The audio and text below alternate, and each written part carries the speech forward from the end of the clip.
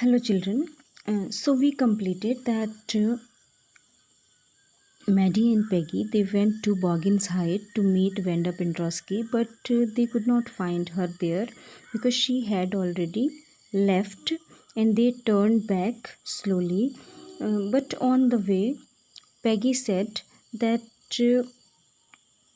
she never made fun of Venda Pendrosky. She never teased her, and she also said that whatever she has done, it was because of Peggy's inspiration. Otherwise, she would not have won that contest, or it was her Peggy's inspiration that Venda could draw those beautiful 100 designs of dresses. So let us continue now.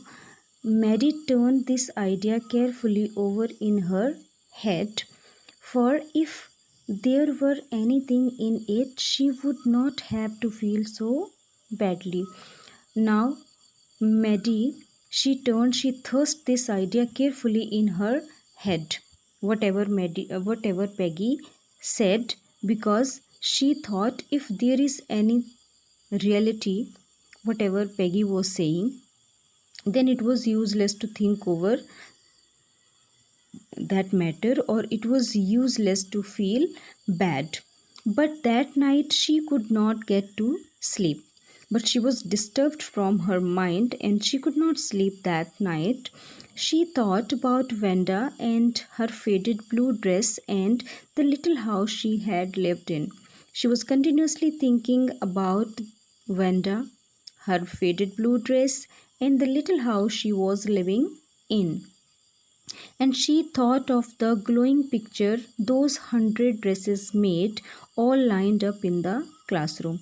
And she was also thinking about those 100 dresses designs which made a glowing picture in their classroom. Now at last Maddie sat up in bed and pressed her forehead tight in her hands and really thought. Now, because she was disturbed, so she could not sleep, she just got up from her bed and held her head in her hands and thought very hard. This was the hardest thinking she had ever done. And this was the hardest thinking or hardest time for her to think. After a long, long time, she reached an important conclusion.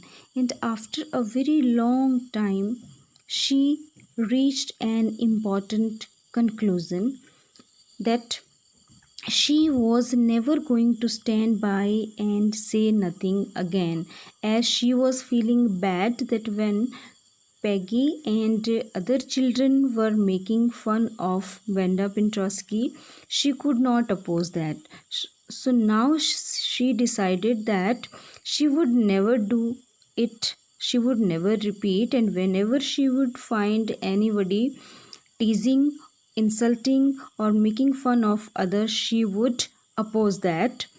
If she ever heard anything picking on someone because they were funny looking or because they had strange names, she would speak up.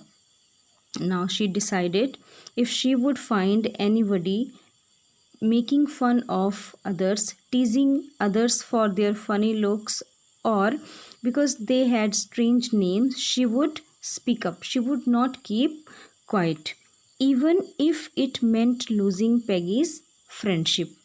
And she was even ready to lose Peggy's friendship for that. She decided to speak up whether she has to lose Peggy's friendship. Now she had no way of making things right with Vanda, but from now on she would never make anybody else that unhappy again. Now whatever had happened with Vanda, it could not be mended. Maddie, she was not having any way to mend those things, to correct whatever had happened, but she decided that from that time, from time ahead, she would never let anybody be unhappy again.